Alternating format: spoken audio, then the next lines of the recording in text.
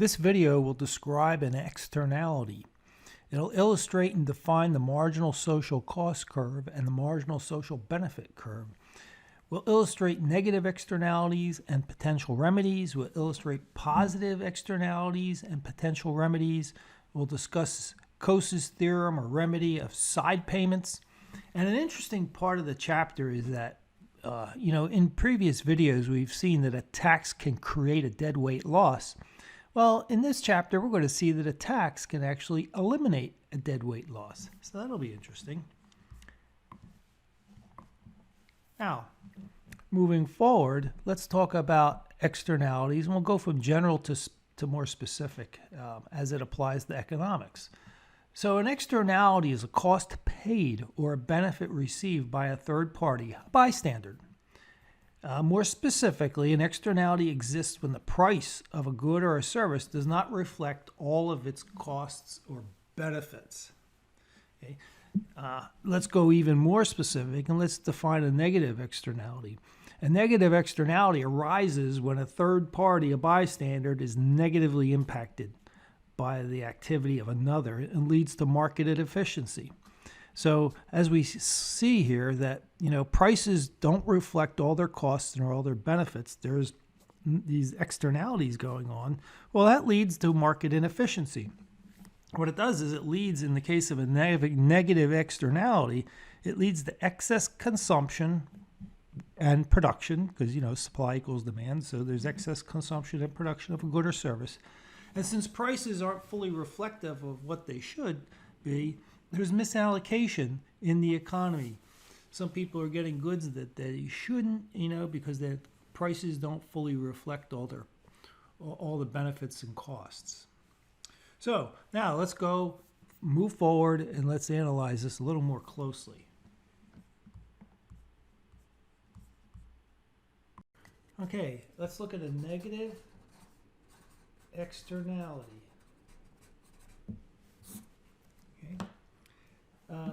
Examples of negative externalities would be a manufacturing plant in Ohio polluting the air and the air blowing over into Pennsylvania, and the Pennsylvania people having to deal with the air pollution.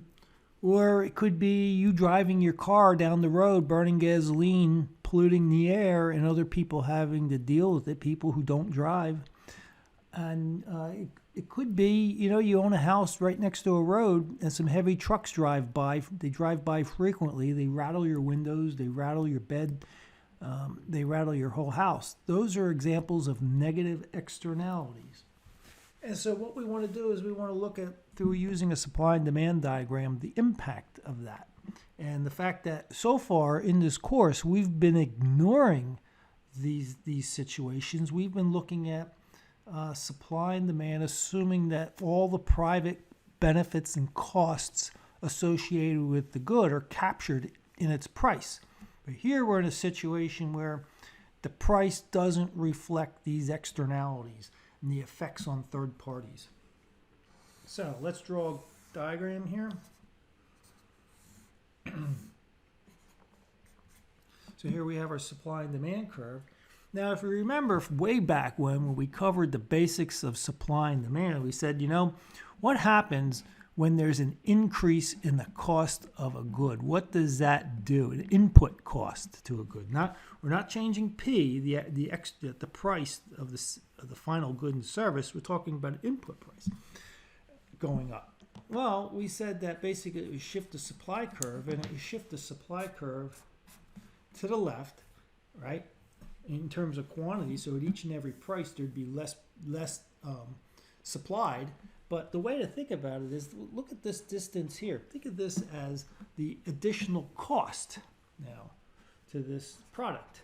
And so we initially had an equilibrium here at point 1. Now we have an equilibrium at point 2. So imagine this would be, for example, this would be gasoline and quantity of gasoline, and if we just have what we call a demand curve that reflects private benefits and a supply curve that just reflects private costs, then we would have an equilibrium at this quantity right here, Q star, But if we factor in all the costs associated with gasoline and the negative externality that it imposes on the environment and on other people, then the price of gasoline should shoot up by, let's just say by $1 a gallon. Okay? And if that's the case, the cost should be higher, the supply will be reduced. And what we end up doing is we end up having a new equilibrium at a point less than the quantity supplied by the private market, where we just have private costs and private benefits captured, which is what we've been doing all along. So what we have is when we don't take into consideration the negative externality, we actually have a negative deadweight loss equal to that triangle right there. Because look, these people have bought gasoline right here. They bought gasoline and got benefits from it, but all the costs associated with it were not incorporated in there. The price was too low. The price was too low because we neglected this external cost. And when we include both the private and the external cost here, we get what's called the MSC, the marginal social cost of the good, which includes the private costs that we've been dealing with all along, plus the introduction of this external cost. And now we factored in all the costs. So this is the marginal societal cost of the item. Okay, marginal meaning, look, this is basically a cost curve, right? With our standard cost curve right here. We mean by marginal is that every time you increase a unit of gasoline consumed, right, the costs end up going up. So there's a marginal cost, very small, for each and every one of these increases in a gallon of consumption of gasoline. So this line here was the private costs associated with the good. Now and that was the marginal private good costs. This is the marginal social costs here. And don't let the word social throw you. It just means it's the cost to society as a whole and not just the private aspects that we've been dealing with so far. So now to summarize, basically, look, if we let this market go by itself, unregulated, we'd be right here on this supply diagram. We'd be on this demand diagram. There's only one demand diagram here, line here. And so what would happen is we would have a deadweight loss. The price is too low. Production is too much. Consumption is too much. What if we were to impose a tax equal to the externality, right? If we impose this tax, we'd increase the cost of the good up, right?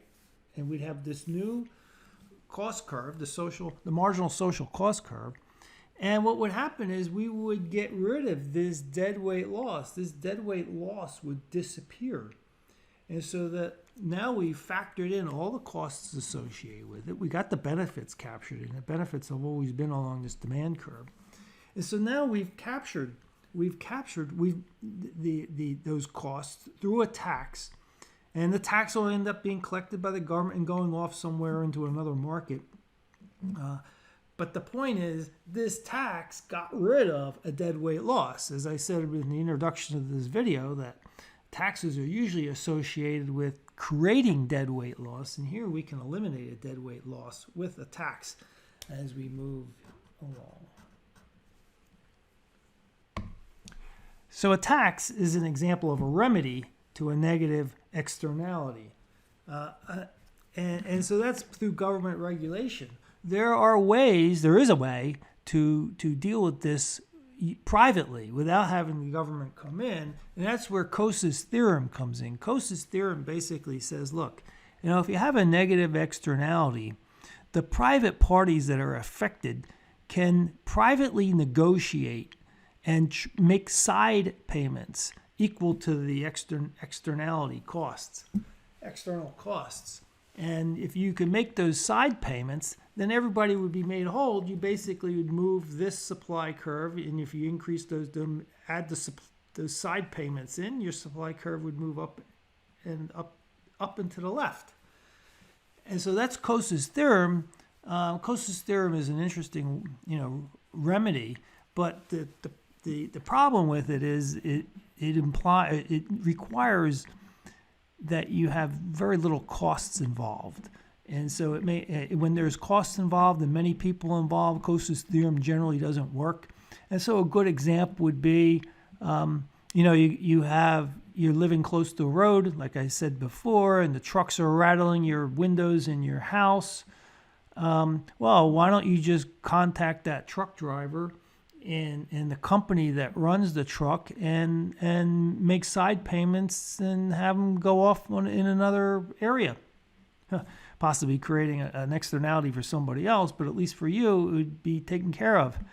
Or somehow the truck wouldn't be causing the problems. Maybe it would slow down. The problem with that is it's not just you, but you probably all your neighbors up and down the pike would have the same problem. Not only that, it's not just one truck. It's probably dozens and dozens of trucks per day that are doing that. So Kosis Theorem is interesting, but in a lot of cases it won't work. It might work if, for example, some people use the example of the barking dog theory or example, and the barking dog is, you have a neighbor whose dog barks, and so that's a negative externality. Well, one solution would be that, look, I'm listening to this barking. I'll pay to get rid of that barking, and I'll pay my owner to keep the dog quiet. And so that would be a side payment. And that would be a private resolution to the problem. It's easier said than done. So now what we want to do is let's go into positive externalities. There are such things as positive externalities, and let's look into that. Okay. Positive externality. Okay. Now, a good example of positive externality is education. We all know that education is good for the individual, but when you have people in society that are educated, there's spillover effects associated with that. And if you just look at the private costs and the private benefits, you're ignoring that spillover effect. Well, the government recognizes that spillover effect to some degree, and what they will do is they'll allow for a reverse tax, a negative tax, which is basically a subsidy. So before we get to the subsidy, let's actually look at what the implications are of a positive externality using our supply and demand diagram. So here we have education, some measure of education, the number of people who are educated maybe, and here we have price of an education, which is tuition. Here we have the private equilibrium using just private costs, but let's say tuition, that there's a benefit to society of $25,000 per person, right? So let's say that's $25K, right? So what's happening is just reflecting private benefits and costs, we have a Q star here, but when you have a positive benefit such as education, the proper equilibrium, so to speak, or the equilibrium that reflects all the benefits to society, societal benefits, is out here. And so how do we get from here to here? Well, that's where the government subsidizes an amount equal to the benefit to society. However that's calculated, it's not an easy calculation. So we're just saying, look, it's $25,000 per person. And what you do is you'd end up increasing output. Yeah, output, and you increase the price. So notice the price ends up going up a bit. And so at this point, the economy is underproducing this good from a societal perspective. So now what we need to think about this line here, as this is the private benefits associated with an education, college education. And then here would be the external benefits. And then this line here would be the marginal societal benefits. Okay, the marginal societal benefits associated with an education. Society meaning overall society. And so it reflects this spillover, this positive spillover effect. Now to make sure we have this down, remember this is the marginal, a demand curve. Let's go back to our original demand curve we've been looking at all along. This is basically a marginal benefit curve, because look, at this quantity we're getting this much benefit associated with an education. And if you increase the people getting education, you move out, you have additional benefits, but the marginal benefits coming down, the marginal impact right here is coming down. And so if you keep looking at this all the way down, this is the marginal societal benefit that people get. This is the private end of it. And if we add in the external costs, we got the overall society, the overall total marginal societal benefit associated with education. And it's actually all the way up to here now. So we have a new and comprehensive marginal social benefit curve, basically. And so that's why they're often these terms. This would be a marginal social cost curve, and this would be a marginal social benefit curve.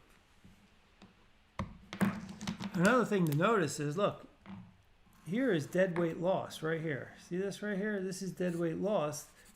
This loss comes about in a private market where there's no subsidies. This is a loss in surplus to society because of this low output.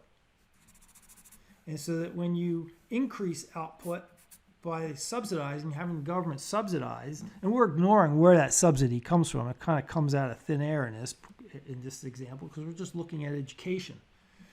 But in any case, this deadweight loss associated with education disappears when the subsidy comes in, and now you have an efficient market that captures all of the benefits associated with an education and all of the costs.